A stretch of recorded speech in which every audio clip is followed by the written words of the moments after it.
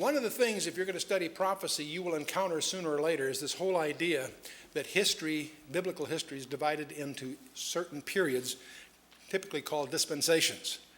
And they usually speak of the age of innocence in Genesis 1, the age of conscience after Genesis 3, after human government, Genesis 8, the time of promise in Genesis 12, when God calls Abraham, the giving of the law at Mount Sinai, and then a period called the church age. Some people call it the age of grace, but that's fallen into disfavor because each age is characterized by grace, so it's an unfortunate label. So it's probably, if you're going to deal with these terms, the church age is probably a little more descriptive, followed, of course, by a kingdom age. This is a classical profile of what some people call dispensations.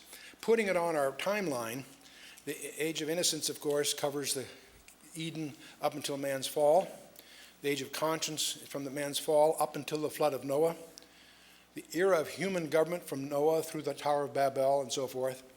Then we have the age of promise, when God called Abraham and gives him the promise, followed by the giving of the law. And we carry that up into the period of the New Testament period where we have the church, followed, of course, by the Lord coming, returning, and setting up his own kingdom. Now, this is a classical view, and I'm indebted to Paul Van Noy, who has suggested a slight variation, which I think he's right on, and that is to take the promise and the law and put it together because they really represent the calling of the nation, giving its promise and the law to it, and that there is a period that everyone overlooks as a dispensation called the Tribulation. No one doubts that, but it's got some very peculiar rules. So what makes this attractive in some respects is that makes the kingdom age the seventh of the series. And it seems to fit for lots of reasons. But something probably also very operative for all of us we're going to talk about, there's also a period called the times of the Gentiles. Jesus even makes reference to this, that there are a number of things that will happen until the times of the Gentiles be fulfilled. This is a phrase we want to be sensitive to. It starts with Nebuchadnezzar. When Babylon rises to power and takes the Jews captive, that's a major milestone in Israel's history.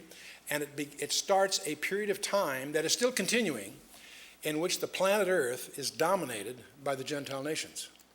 But there's a period of time coming when it will end. And Jesus makes reference to that. So the times of the Gentiles is a phrase we want to be sensitive to. There's another phrase that people confuse with that called the fullness of the Gentiles. That's a term used of the church. Paul uses that of the church in Romans 11:25. So be sensitive to both of those.